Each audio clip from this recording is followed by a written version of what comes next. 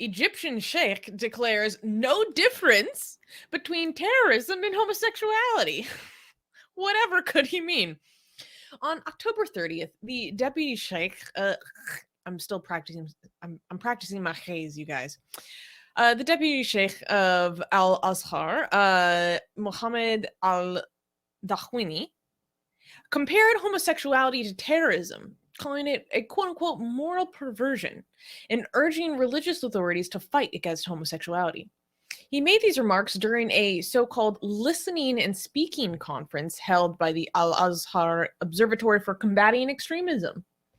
He stated that homosexuality must be judged based on Sharia law and mustn't be judged based on people's inclination to present things as fair or ugly.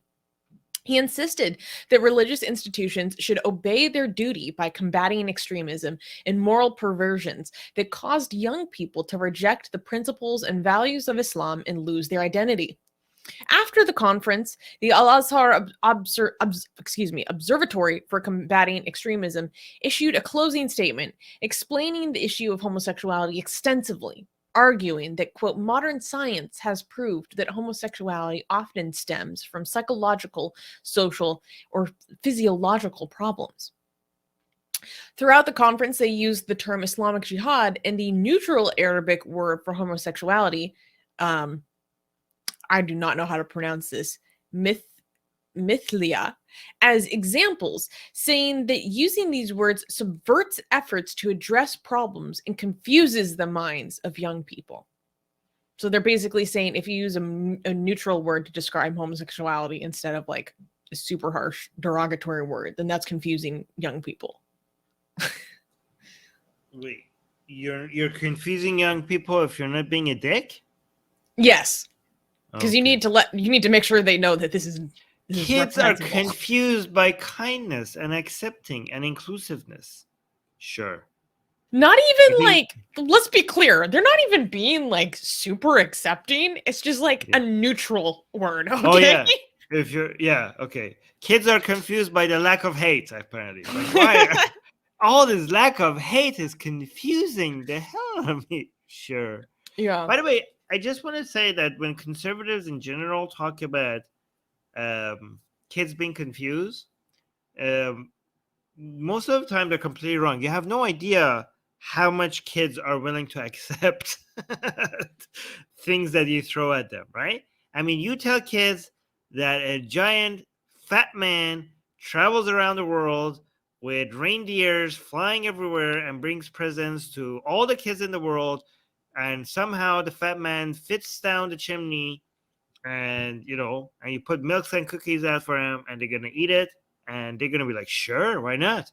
And they're confused by this, right? Or that there's a tiny little woman who has wings and she flies into your bedroom and takes the teeth underneath, the teeth that you lost, from underneath your pillow, and gives you money or treats. Like, that's not invasive. What's she doing with those teeth? That's freaking weird. I never confused. They're like, sure. Santa grooming. Armin, we need to start this trend. Santa grooming. D, you're a genius. No, but usually when conservatives say that our kids are confused, the translation is that we are threatened and we are uncomfortable, okay? And we are going to use our children because we're too insecure to tell you how hateful we are. And as parents, we have no shame to use our innocent children as a way to defend ourselves against this threat that we're so insecure about. And we're pushing our kids forward like, oh, our kids are confused. But the actual story is that we are afraid.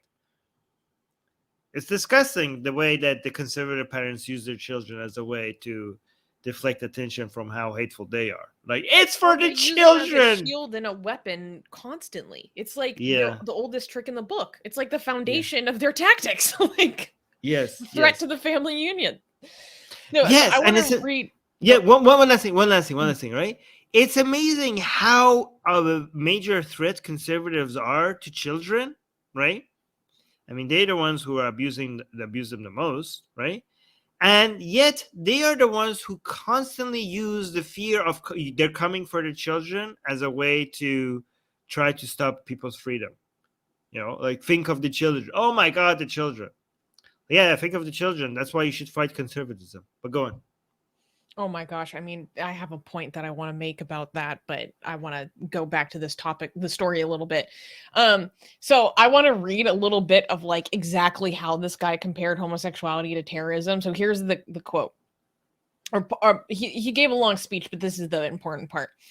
There is no such thing as acceptable and unacceptable deviations from the right path. A deviation is a deviation, whether it is called that or not. Pretty names do not change the reality of abominable acts, and one's perspective on things does not change their essence. A baseless and evil mistake does not become correct just because someone thinks it is so. Thus, there is no difference between terror and destruction on one hand, and homosexuality and abominations on the other. Jesus Christ. YouTube, Both these are not our unacceptable. words. Yeah.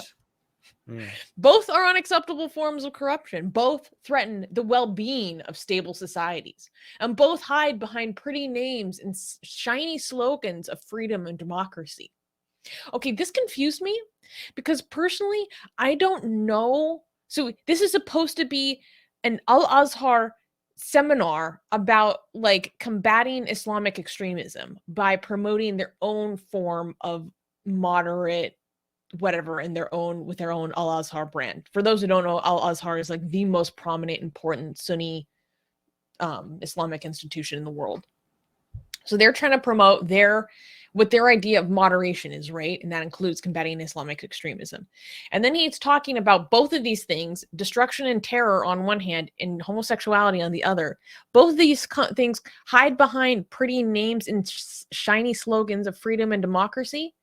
Okay, maybe I'm mistaken, but I'm not familiar with Islamic extremism that promotes freedom and democracy. Like, most of them think that that's straight up like kufr. Like, am I missing something? Am I forgetting something? I think I lost that issue of ISIS's magazine that they were like celebrating freedom and democracy. What? What are you talking about?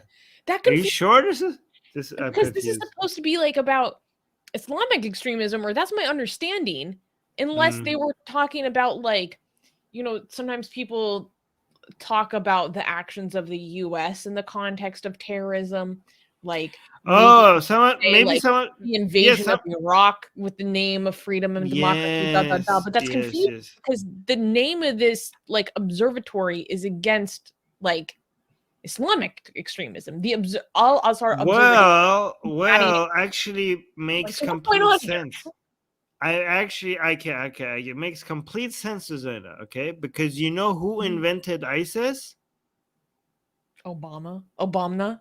Yeah, exactly. Again, YouTube, I'm not saying that, okay? But yeah, they come with the shiny names of democracy to your country and they plant ISIS in your backyard. And then they blame you for it. They're like, it was you, but they planted it. They came with it. Yeah, exactly. I mean, they say Hillary Clinton admitted that and Trump even admitted that. So there you go. So yeah. Oh, that whole Trump thing, that was wild. What this comment, Retard Skeptic is saying, the gay democratic liberal terrorist group known as ISIS. But that's how they get you. They come and they're like, we're gonna bring democracy, and then they bomb your country, and then they plant ISIS in your backyard, and then they're gonna blame you for it. That's how they get you. They get you with democracy, the promise of democracy, and they give you ISIS instead. That's the That's a conspiracy theory. Yeah. Oh my gosh. Yeah. There's a lot more to this speech, and it threw me through several loops. Yeah. And oh my gosh. By the way, guys, again, this is the most prominent academic center of Islamic, studies in the Sunni world. Okay, so when it comes to the Sunni world, the most prominent place is Al-Azhar University in Egypt. Okay, when it comes to the Shia world, there's a competition between Najaf in Iraq and Qom in Iran. Mm-hmm. Most people think it's Qom in Iran, the center of their Shia learning. Yeah, it's Qom. It's Qom. The Qom in Iran is the center. The headquarters is the Hogwarts of Shiism. Is the Hosaya Elmiya Qom. Yeah. I wasn't ready for that. Oh my God. Yeah. Here's a good one. Here's another quote. All of us, individuals, institutions, peoples and governments, nations and societies must lend a hand and fight this gushing torrent that aims to cause our young people to lose their identity and renounce the values, principles, and morals of their religion. So this always goes back to this is a direct threat against Islam. Rashid is saying, which one is more moderate, the Shia one or Al-Azhar? Al-Azhar is more moderate than the Shia one. Mm-hmm. Yeah. I mean, is it weird that I actually think this is a good thing? Because I want to see, because the LGBT is like a red line for progressives and leftist forces, right? And I just want to see the powerful destructive force that is wokeism from the left just like come at Islam already, right? And as much as sometimes but right now it's their kryptonite. Like, remember that Canadian university pulled down a drawing of two hijabi girls kissing and apologized to the Muslim community for being offensive. Yeah, but I So also far, see all these diversity, equity, and inclusion departments will freaking bow down to. No, that's not fair. That's not fair. You have to look for these examples, okay? Leftists take LGBT seriously. Like I've seen more examples of them. Like, okay, you've gone too far. Like this, like we're anti-Islam. The Muslim community in the West. Yes. I've seen even in the UK, people are coming down on like, yeah, no, we're like teaching LGBT exclusiveness to your kids, Muslims. That's happening. Like they're not backing down. See, this is the problem in the US. They get a huge amount of support from the right-wing conservatives. Because the right-wing conservatives are like, look, are you lefties going to say that to these people? They're minorities. Right. And they're right. The answer is typically no. Well, they don't have a freaking spine. But I've seen the leftist content creators turn on Islam in the past couple of years because of LGBT content stuff. Creators, Armin. I know, but they do reflect. They are a reflection of what's happening in society. I understand that. I mean, legally, also, we're saying, like, we just had the law passed in the United States, the marriage. So I think both legal. No, I think we're doing it. I think in general, I sense that leftists in the past couple of years have turned on Islam. That's what I'm sensing. I see a few examples, few and far in between that maybe suggest otherwise. But in general, if you come after LGBT, the left is not going to like it, which is good. Oh no, I'm a little bit skeptical. There's a big difference between online versus real life. Online is real life. It's part of it.